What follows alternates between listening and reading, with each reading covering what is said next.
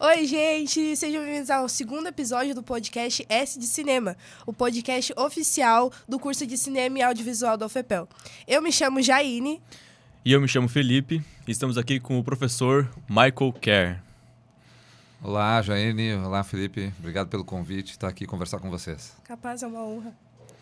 Bom, professor, hoje a nossa pauta será sobre a montagem e o senhor vai falar conosco um pouquinho. Queria começar perguntando assim pro senhor, né, que eu ouvi uma analogia que eu gosto muito da parte do roteiro, né, e da montagem também, mas uma analogia muito interessante que eu ouvi, que o roteiro é o esqueleto de um filme. E eu queria saber, na visão do senhor, o que é a montagem? Se o roteiro é o esqueleto, a montagem seria o quê? Interessante essa colocação aí, né? Se pensar o roteiro como esqueleto, né?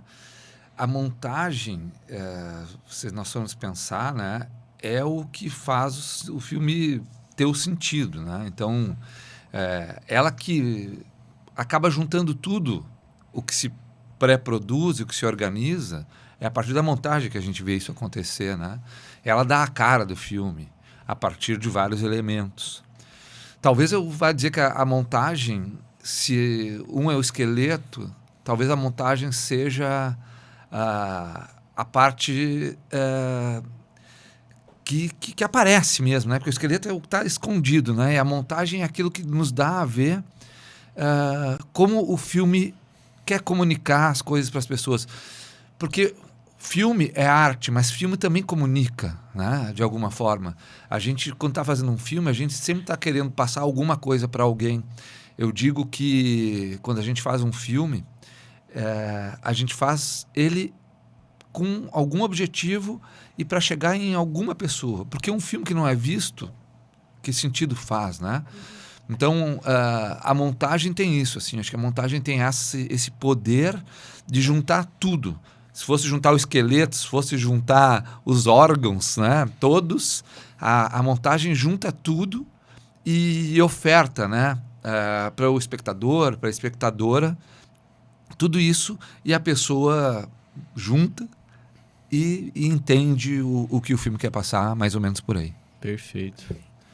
E na sua opinião, o senhor acha que existe algo certo ou errado dentro da montagem ou isso é subjetivo? Isso é uma coisa que eu sempre falo, né? Eu acho que não existe uma montagem certa e uma montagem errada. A meu ver, não existe isso. Eu sempre digo que o que existe é uma montagem que o nosso filme pede, né? Cada filme, cada roteiro, por exemplo. O filme começa no roteiro, a gente fala muito sobre isso, né? Roteiro é a base de tudo, né? À medida que tu tem um roteiro, o primeiro olhar para esse roteiro já é pensando assim, que cara vai ter o meu filme? Nós que trabalhamos com audiovisual, muitos e muitas de nós, pensamos meio de forma audiovisual já, eu acho, né? A gente pensa num texto e aquele texto parece que já vai construindo uma imagem, né? Isso, de certa forma, quando a gente vai pensando isso, a gente vai construindo, e a gente começa a pensar o filme, a montar esse filme a partir do roteiro, né? Então, quando a gente olha o roteiro, a gente pensa um pouco assim, que cara tem esse roteiro, que montagem esse filme vai ter, qual é a decupagem, né? Pensando, as pessoas que não sabem exatamente o que é uma decupagem, né? Que é importante talvez falar, para quem é do cinema sabe o que é decupagem, mas se alguém está nos assistindo, né, e não sabe o que é decupagem, vou tentar traduzir rapidamente. Decupar é transformar um roteiro literário, né, em uma obra audiovisual. Dizer como é que esse roteiro que está escrito vai virar imagem, né? Como isso vai acontecer? Né? Que cara vai ter o meu filme? Então, quando a gente olha para um roteiro, eu já começo, de certa forma, a pensar como o meu filme vai ser, que ritmo que ele vai ter, como é que um plano vai passar para o outro, que horário que tem um corte, se o meu filme tem planos longos, se o meu filme tem planos curtos. O roteiro já vai nos dizer muito isso, né? O roteiro já nos diz meio audiovisualmente, né, como nós vamos montar o nosso filme. Então, o que eu digo sempre é a montagem certa ou a montagem errada ela não existe. Existe a montagem que aquele meu roteiro pede, Né? O roteiro já sai me dizendo mais ou menos que tipo de montagem esse filme vai ter. Entendi. Também tem uma relação boa entre o diretor e o montador, né? Porque o diretor ele faz os takes, os planos e depois na parte da montagem tudo se junta. Até que parte vai a criatividade do diretor e a criatividade do montador nessa sala de edição? Boa pergunta, né? Porque às vezes as pessoas pensam assim, tá, montador cria o quê? O que montador ou uma montadora cria? Né? À medida que montar, por exemplo, se nós formos pensar num conceito básico para explicar o que é montagem, né? A montagem é colocar numa sequência, né, os planos que estão pré-determinados num roteiro, numa decupagem de um roteiro. O que montador ou a montadora vai fazer? Vai olhar para aquele roteiro e para aquela decupagem estabelecida no roteiro e vai colocar naquela ordem os planos um após o outro. Então, se a gente for pensar assim, tá, então num filme de ficção, que isso já está tudo organizado, né? Porque o filme de ficção é super bem pré-produzido e pré-planejado, em tese, quem vai montar não cria, porque o diretor já decupou todo o roteiro. Porque tem uma outra coisa, né? A montagem não começa na hora que eu vou para a ilha de edição. Hoje a gente fala em ilha de edição porque hoje é uma edição digital, né? A montagem não começa no momento que eu vou para frente do computador e começo a botar um plano depois do outro.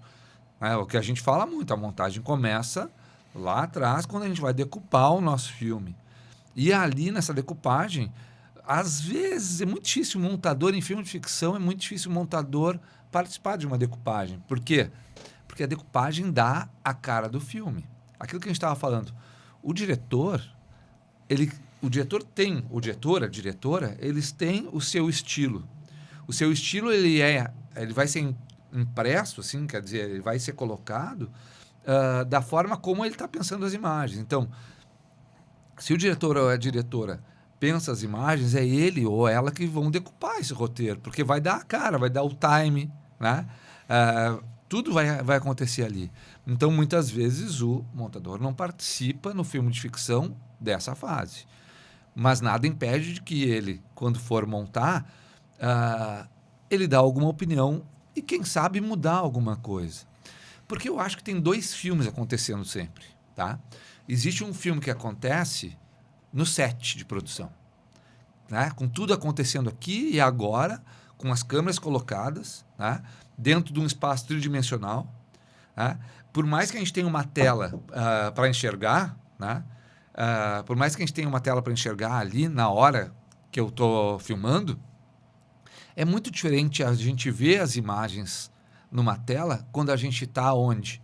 Dentro de uma sala escura, pronto para montar o filme. É outro processo, né? Vejam que são duas coisas bem diferentes, assim. Então eu digo, tem um filme que é o filme filmado, na hora de filmar. E tem um filme que é o filme que vai ser montado na ilha de edição. Dois processos um pouco diferentes, me parece. Então, nesse momento que tu pega, por exemplo, uma pessoa que é o montador ou a montadora, que não participaram no set, eles, quando começam a ver o filme, eles estão muitas vezes vendo o filme pela primeira vez, vendo aqueles planos, né? Ele não está nem vendo o filme, na realidade, ele está vendo os planos do filme, né? Ele começa a olhar o filme e vai entender, às vezes, se um plano está combinando com o outro ou se não combinou. Porque quando tu começa a colocar na sequência, tu vai entender. Porque, às vezes, pensa como fazer, executa aquilo que está pensando, mas quando tu junta, não funciona. E aí é um momento que talvez ele, como uma pessoa criativa, possa falar com quem está dirigindo e pensa, quem Falta uma sabe, coisinha ali, né? quem sabe esse plano não entra. Quem sabe esse plano é cortado antes ou depois. Esse é um caso. A gente está falando de filme de ficção. Posso falar uma outra coisa? Pode falar. Documentário é um outro processo diferente, né? Documentário é um processo diferente que normalmente, o que acontece? Normalmente é quase, não é uma regra, mas é o que acontece muito. Normalmente quem dirige um documentário acaba montando esse documentário. Uhum. Porque os processos de produção de uma ficção de documentário são bem diferentes, né? O processo de pré-produção na ficção é mais longo, enquanto o processo de pós-produção no documentário é mais longo. Uhum. Né? A gente diz que o roteiro, a maior parte dos roteiros do documentário, ele não acontece na pré-produção, ele acontece na pós-produção, quando a gente começa a ver o conjunto de imagens que a gente tem, e aí a gente começa a entender quais são as relações que a gente pode fazer. É um processo mais longo. Então, então o montador ou a montadora de um documentário tem uma liberdade criativa maior? Acho que tem. Eu concordo também. Acho que tem. Aí eu diria isso. Acho que essa é uma diferença bem grande. Entendi. Então a gente vê que hoje em dia o mundo ele tem se renovado, né? E na opinião do senhor, o senhor acha que o cinema tradicional ele deveria ou ele precisa tá sempre se adaptando aos novos modelos de linguagens? Ou o senhor acha que é uma linguagem totalmente separada aos modelos que a gente tem hoje em dia? Por exemplo, agora a Globo ela vai fazer aquele filme, aquelas novelas, filmes em verticalidade, né? Isso. E qual a opinião do senhor sobre isso? Eu acho que a gente tem que estar sempre seguindo as novas tecnologias, né? A gente não pode ficar para trás e pensar que as coisas não podem mudar. Isso tudo, né? Se a gente for pensar historicamente, e eu vou pensar historicamente mais próximo do nosso tempo, porque senão nós vamos ficar horas falando. Mas pensar, né? Se a gente for pensar, por exemplo, assim, quando surgiu o digital, né? O cinema, no passado, era película, só película, né? A película, um processo fotoquímico totalmente diferente de estar dentro do ambiente digital. A montagem era na tesourada, né? A montagem era na tesoura, recorta e cola, né? Outro processo. Quando começa o digital, né? O que acontece? Começa a haver uma intermediação digital. Primeiro, uma intermediação. Tu tens a película e a gente tem o eletrônico, que não era digital ainda, que era eletrônico, que é um processo de vídeo. E aí entra uma intermediação digital, que é o quê? As pessoas pegavam o filme, passavam ele para digital, faziam todos os efeitos que pudessem ser feitos, montavam o filme digital, devolviam para a película e exibiam em cinema. Porque o cinema era película também na exibição. Quando começou a acontecer de ter um meio digital, todos os suportes começaram a ser colocados dentro do meio digital. Né? Tudo começou a ser colocado. Então, vou tentar dar uns exemplos. Vou dar um exemplo que eu me lembro muito, foi um filme que eu estudei na época do mestrado. Eu estudei um filme que se chama Nós que Aqui Estamos, Por Vós Esperamos. Tá? Que é um filme do Marcelo Mazagão, um filme brasileiro, de 1999. Ele fez um filme num PC, num computador, na casa dele, em 1999. Isso já são aí 27 anos. Como é que ele conseguiu fazer isso? Porque o filme ele é todo feito com imagens de arquivo. E ele conseguiu passar essas imagens de arquivos todas para um computador, um HD, tinha um HD de grande capacidade nesse computador. E ali ele montou um filme com todo tipo de imagem, com fotografia, com imagem em movimento, com tudo que a gente possa imaginar. Essa questão da digitalização fez com que a própria linguagem começasse a misturar. Hoje a gente diz assim, eu vou tentar voltar de novo e pensar uma coisa. Antes nós tínhamos muito bem definidos, quando não havia o digital, nós tínhamos assim, aqui é fotografia, aqui é cinema, aqui é televisão, aqui é pintura, um exemplo, tá? Era totalmente separado. Tudo né? separado. O digital fez com que isso começasse a se misturar, algumas zonas de transição entre um e outro, que a gente às vezes não entende o que é, mas isso fez surgir novos produtos audiovisuais, né? E isso é histórico de um influenciar o outro, né? Se nós formos pensar rapidamente agora também, ainda no nosso mundo contemporâneo, tem um exemplo muito forte que se influenciaram mutuamente, que é o quê? A MTV. Tá? Uhum. A MTV, quando surgiu, os videoclipes começaram a ser feitos, porque os videoclipes antes não eram feitos por cineastas, por exemplo, vamos pensar assim. Os videoclipes começaram a ser feitos por quem fazia cinema, e ao contrário, o cinema também começou a ser feito por diretores de videoclipes. E aí a gente tem filmes na década de 90, por exemplo, dos anos 1990, tem vários filmes que são totalmente influenciados pela montagem da MTV, por exemplo, né? Tem filmes bem declaradamente nesse estilo, aconteceu muito numa época, né? E hoje, tu fala hoje, assim, eu estou tentando voltar na pergunta, né? A gente, talvez seja essa a pergunta, né? Se a gente tem que estar se renovando, talvez seja algo assim, né? Isso tá... O cinema está se renovando o tempo todo, né? Não só o cinema. A gente fala hoje em audiovisual, né? Tanto que o nosso curso é cinema e audiovisual, né? Então tem muita coisa que se mistura que a gente às vezes não sabe nem o que é. Falasse das nem é telenovela. Era telenovela porque era televisão. Agora a gente tem novela vertical. É, uma coisa meio... Pra mim isso é absurdo. Desculpa, mas pra mim isso é absurdo. Mas é totalmente diferente. Então, aí tu vais adaptar a linguagem, tu vais ter que pensar no tipo de linguagem, tipo de tela, né? Tu tem uma tela que agora é vertical, tem que pensar onde é que essa pessoa está assistindo. Ainda tem isso, né? Vejam que a forma como a gente lida com os produtos audiovisuais, ela está muito ligada a certos... aos espaços onde a gente está, que tem a ver também com a mudança tecnológica, eu acho, né? Quando a gente fala em cinema, por exemplo, tá? O cinema, não é filme. Pensando no cinema como espaço, né? Quando a gente vai ao cinema, a gente tem um conceito que a gente chama estar em estado de cinema, né? Que a gente vai se predispor a sair de casa. Aí não sei até onde. Hoje os cinemas, a maior parte são nos shoppings, né? Então nós vamos sair, vamos entrar num shopping, por exemplo, se for ao shopping ou uma outra sala.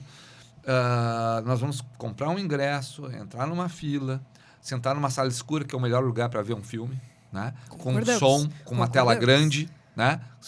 É o melhor local para isso, para ver cinema, é no cinema, né? Ver um filme no cinema. Então tudo isso faz parte do que a gente sente quando a gente está vendo, né? Esse estado de cinema é isso. Agora a gente está em vários outros estados hoje que são diferentes, que são fruto dessa mistura que existe e acho que isso acontece naturalmente, né? Daqui a pouco a gente está incorporando algumas coisas de um no outro. As linguagens se misturam, né? Uhum. As linguagens vão se misturando. Perfeito. Tem uma dúvida também em relação à parte da montagem, que a universidade também vai trabalhando em outros cursos que são chamados cursos irmãs, né? Por exemplo, os jogos. Eu mesmo estou trabalhando numa parte em conjunto com o pessoal dos jogos e vejo muitas semelhanças entre os cursos. E eu queria saber do senhor, na parte da montagem, como que essa relação se dá na parte de finalização de uma narrativa para outras mídias como são os jogos? É interessante, né? Porque os jogos eles foram mudando muito ao longo do tempo. Se a gente for pensar, quando eu era adolescente, eu jogava Atari, por exemplo, né? O Atari não tinha uma história, vamos dizer assim, no jogo, né? Praticamente, tu tinha que fazer alguma coisa, chegar até o final, né? Poucos jogos tinham alguma história, vamos dizer assim, né? Isso foi mudando muito, né? O mercado de games foi algo que cresceu muito e hoje em dia o mercado de games, dependendo, ele é maior do que o do cinema, propriamente dito. Não, né? ele pega mais que a música e os filmes, né? Isso, ele é um mercado gigante, né? Então, quer dizer, o tipo de construção que existia de jogo, se nós pensarmos lá nos anos 80, anos 90, é um tipo de construção de jogo hoje muito diferente. Uhum. Né? A construção dos jogos hoje, vamos pensar em cutscenes, né? Até tinha no passado, mas era muito rapidamente, né? Tentava te contar uma coisa muito rápida, né? Pac-Man tinha cutscenes, né?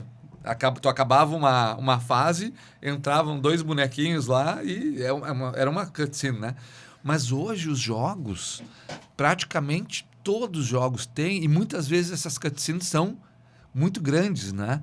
E são fundamentais para a narrativa evoluir, né? E fazer o jogo evoluir. Uhum. Né? Então, isso acontece direto hoje. Por exemplo, quem trabalha hoje com jogos e com design de jogos especificamente, tem que entender da linguagem audiovisual.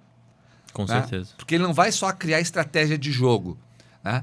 Dentro da estratégia de jogo, ele tem que criar a questão audiovisual para o espectador entender. Eu conto isso em aula, né? Eu digo assim, nós aprendemos a ver as coisas sem ninguém nos ensinar. Eu falava isso outro dia. A gente aprende a ver um filme sem ninguém nos ensinar. A gente entende aquilo, né? A linguagem está na gente sem a gente perceber que ela está na gente. E jogo é um pouco isso também, né? O jogo tu tem que entender um pouco da mecânica, mas depois que tu pega essa mecânica, tu vai sendo levado. E para ser levado tem uma linguagem que vai ficando meio universal, que é uma linguagem audiovisual. E aí a gente tem essa proximidade muito grande. Eu dou aula no curso de design de jogos, tratando de questões de imagem só. Né? Então tem essa ligação, é muito forte. Cada vez mais eu acho que a gente tem essas áreas próximas aí. E, professor, explica pra gente como que a universidade faz para introduzir os jovens na área de montagem, edição e finalização dos curtas, dos filmes, etc. Tu fala dentro do curso, por Dentro do exemplo. curso. Dentro do curso a gente tem o seguinte, né? O curso, então, por exemplo, o curso são 8 semestres, né? São 4 anos. No primeiro semestre, a partir do primeiro semestre, já tem disciplinas que começam a trabalhar várias questões que são teóricas, mas também práticas. Então, vocês vão ter aulas lá com o Giga, né? Grande Giga. O Giga, ele já no início, ele já começa a dar essas ferramentas, né? Para vocês em aula. Então, por exemplo, hoje, a gente trabalha com um software que é um software aberto, né? Que é um software gratuito, né, que é o DaVinci Resolve, né? Então ele já começa a fazer os alunos se familiarizarem desde o início com esse software. Antes nós dávamos aulas de outros softwares de montagem, mas ao longo do tempo a gente percebeu que tinha esse software, que é um software que não é cobrado, que pode ser utilizado por todo mundo, e é um software que está no mercado audiovisual de todo mundo. Se a gente entender ele, né, a gente vai conseguir evoluir dentro desse software. Então acontece isso. O Giga começa a trabalhar lá no início do curso, no primeiro, segundo semestre, e a partir daí a gente vai trabalhando com esse software e alguns outros depois, mas nesse software hoje a gente consegue fazer praticamente tudo. A finalização é feita dentro dele. DaVinci, né? Nós antes trabalhávamos com outro software, que é o Color, que é um outro software que existe só para cor, né? Até poucos anos, e aí nós acabamos deixando o Color e começamos a trabalhar com esse, porque ele consegue te dar uma entrega, né, do início ao final, ele está pronto. Tá mudando de Ele está aplicativo. pronto. E a gente indica usar bastante esse. Perfeito. Bom, a gente falou da imersão junto com o mundo dos jogos, tudo fazer sentido na parte da montagem, na edição de documentário também. Só que eu acho que a gente podia embarcar mais nessa parte de dar o sentido àquilo que já foi gravado, sabe? Tanto em documentário quanto em filme. Como é que a gente consegue fazer a mensagem ser passada e dar o sentido à narrativa? É interessante, né? Porque acho que tem duas coisas aí, né? Ainda mais quando a gente fala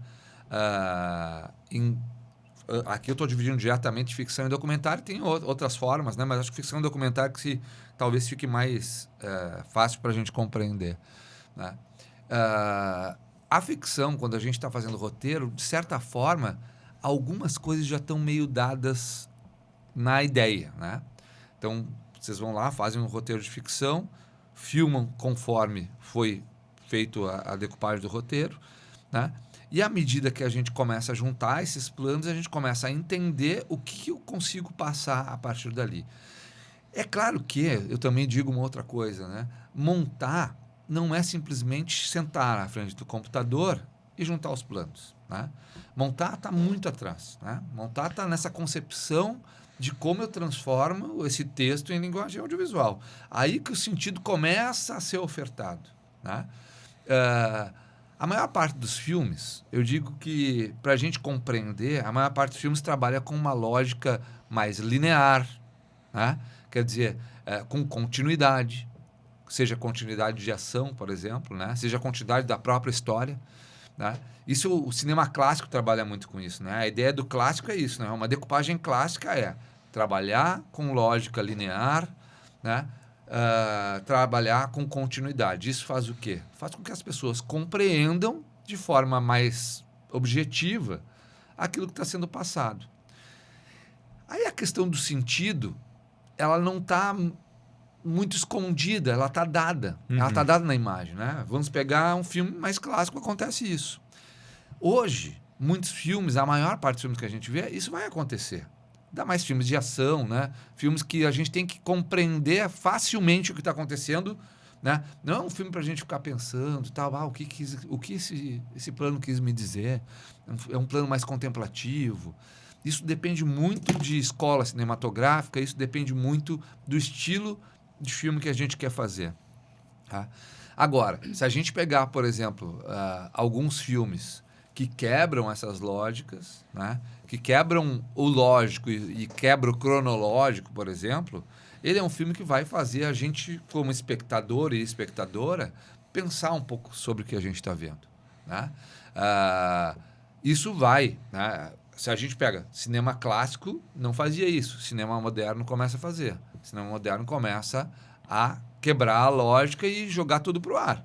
E lá, espectador, espectadora, entenda o que a gente quer colocar aqui. É claro que não vai ser o filme inteiro, mas em alguns momentos isso vai acontecer. Tem vários filmes que isso acontece. A montagem faz muito isso. Né? Questão do sentido, por exemplo. Vou dar um exemplo. Teve um filme que a gente estava vendo agora... no semestre passado, numa disciplina que eu dou, que é uma disciplina chamada Filmes de Montagem, que a gente assiste alguns filmes e discute montagem sobre filme. E um filme que eu pedi para o pessoal assistir no último semestre foi o Pulp Fiction. Tá? Filmão. Que é um filme que quebra as lógicas de cronologia, a lógica da história. Por quê? Né? Porque o filme começa de um jeito, tu, de uma hora para outra, corta para outra coisa, e tu... Até um certo momento, tu não percebe que são tempos diferentes. Né? Parece que está sendo cronológico, mas daqui a pouco aparece uma outra coisa e tu diz, mas peraí, isso aqui já não tinha acontecido? E aí tu começa a entender aos poucos que o filme começa a brincar contigo com o tempo. E aí é que a gente tem que participar. Né? Eu digo, nós somos espectadores e espectadoras... Tem aquele esforcinho, né? A gente tem que ser ativo, né? A gente tem que ser ativo ao olhar para o filme e entender o que ele estava querendo nos propor.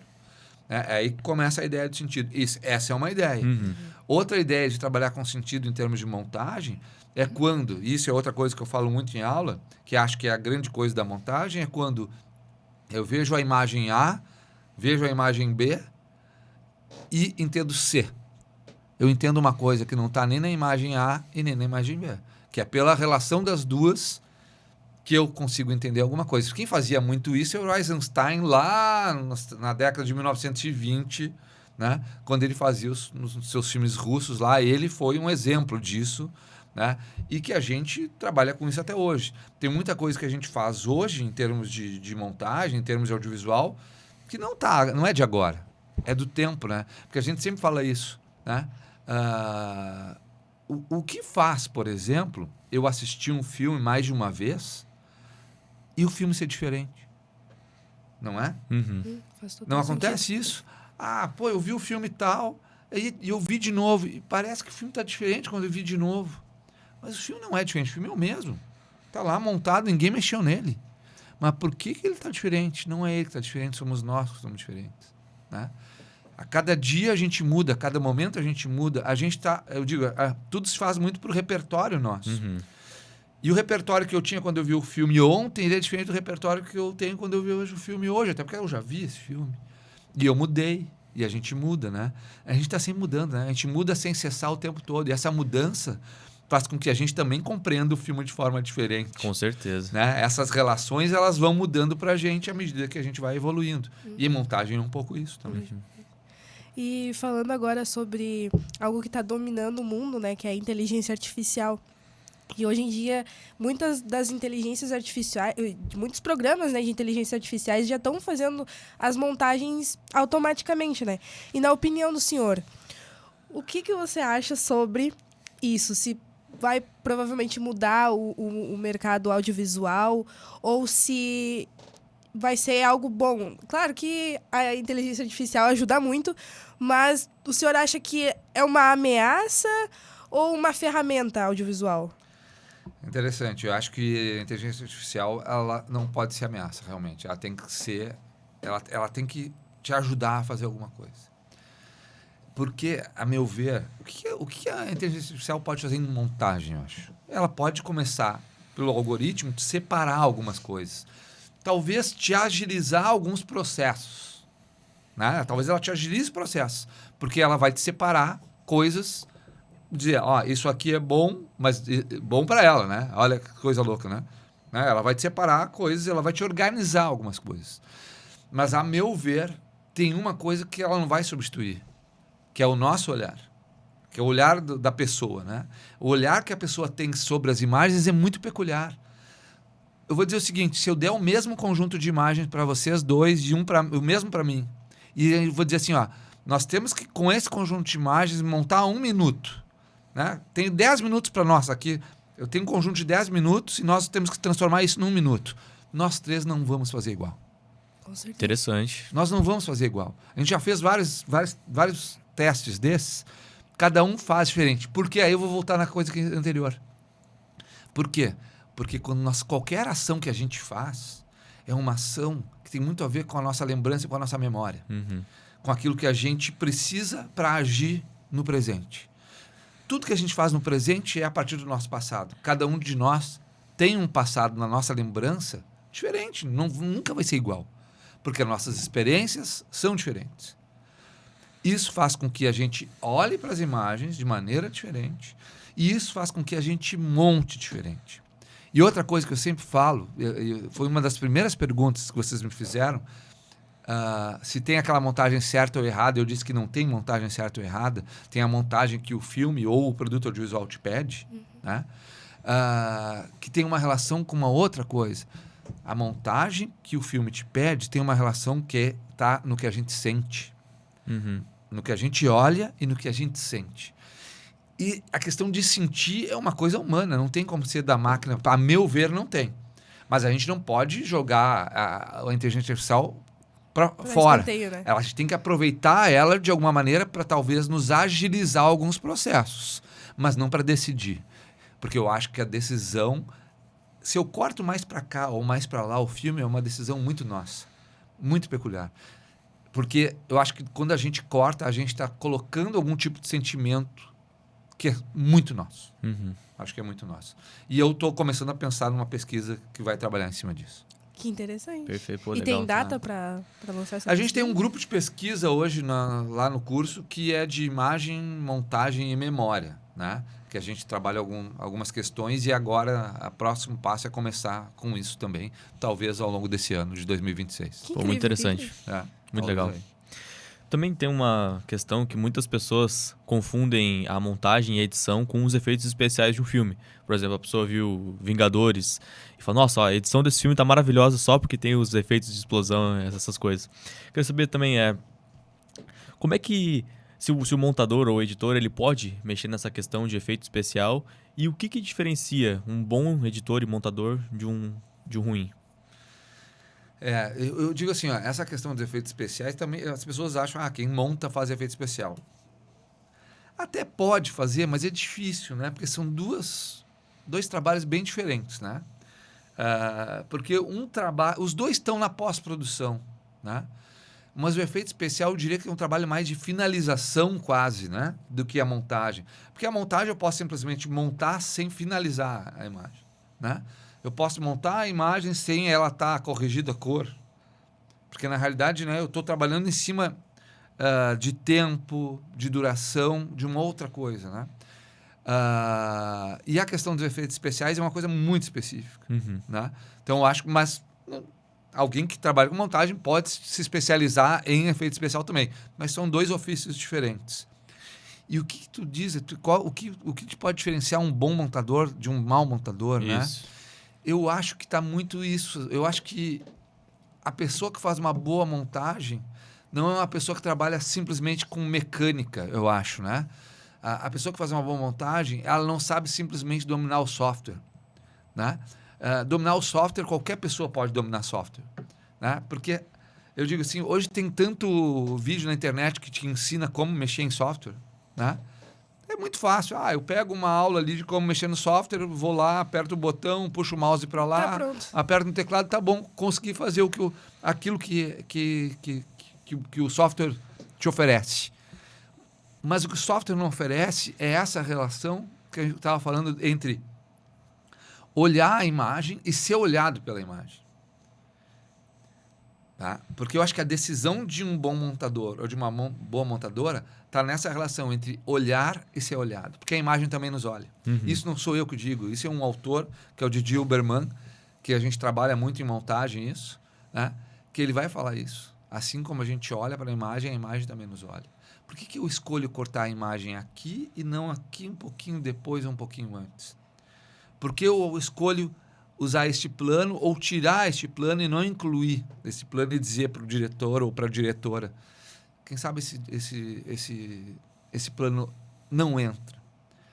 Né? Então, a grande diferença para mim entre um bom e o ruim está nessa questão de saber olhar e ser olhado pela imagem, e aí é a questão de sentir a partir desse jogo o que tu vai fazer. Aí é a questão de sensibilidade. Sim. É isso para mim. Resumindo. Muito bem. Tá? Então, a gente sabe que o senhor teve uma experiência importante, né, na produção do documentário 8 de Janeiro, Memória, Restauração e Democracia. E como é que foi o processo de montagem e finalização desse projeto? Foi um processo longo, né? Porque a gente passou gravando, captando imagens ao longo de um ano, em 2024, né? E depois a gente foi finalizar e montar. Para vocês terem uma ideia, eu comecei a montar esse filme, ele tinha... É um filme que eu entrevistei 31 pessoas, é muita gente, né? Quando eu fiz o primeiro corte, ele estava praticamente só com pessoas falando, e ele tinha 1h30. Meu... O primeiro corte? O primeiro corte, o filme tinha 1h30. E a gente pensou, e tinha muita fala, algumas coisas se repetiam, porque eram 31 pessoas a falar. Nós tínhamos... Eu não lembro bem ao certo, mas eu acho que nós tínhamos em torno de umas 12 a 15 horas de entrevista feita. E a gente tinha que reduzir isso, fora imagens também, mas umas 15 horas de imagens, eu acho. E isso foi, eu me lembro que era final de 2024, eu estava montando o filme, porque esse filme ia ser exibido em Brasília. E estava 1h30, e aí a gente disse assim, quem sabe vamos diminuir esse filme. Acho que tem algumas coisas que estão repetidas, né? E a gente acabou diminuindo o filme, né? Porque a gente fez... Eu montei ele todo em casa, né? E a Juliana, que é a minha esposa e também trabalha com cinema, também é professora. Que legal. Ela estava sempre junto comigo e ela olhava e me dizia algumas coisas assim, eu acho que aquilo tu pode tirar porque tá repetido, quem sabe faz isso.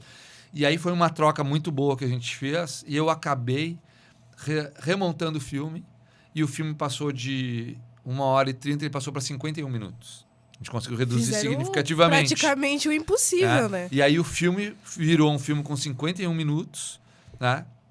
E foi esse filme que a gente foi exibir depois em Brasília e ao longo do ano de 2025 a gente exibiu em várias cidades no Brasil. Andamos com ele por aí, com debates. Mas é um processo. O processo de montagem é esse, né? O que aconteceu? Aquilo que a gente falava, o documentário eu dirigi e acabei montando. Eu acabei fazendo as duas coisas, dirigindo e montando, porque era eu que estava... Eu entrevistava, eu tinha um assunto, sabia... E aí a gente vai construindo o roteiro na cabeça, na montagem, a partir do que a gente vai tendo na mão. Foi mais ou menos isso. E agora, para finalizar, tenho uma pergunta para fazer para o senhor. Qual conselho o senhor daria para quem quer começar na montagem? Boa pergunta, difícil de responder, mas é interessante, né? Eu acho que primeira coisa, assim, né? Todo mundo acha que não quer montar porque é um trabalho solitário, né? Trabalho solitário, montagem. E demorado, né? E demorado, né? Porque o trabalho de montagem é um trabalho de pós-produção, né? Vai ficar lá numa sala escura, provavelmente, para enxergar bem a imagem, com calma, ver esse filme que ninguém viu ainda, ver essas imagens que ninguém viu ainda, porque lá no set é diferente, né?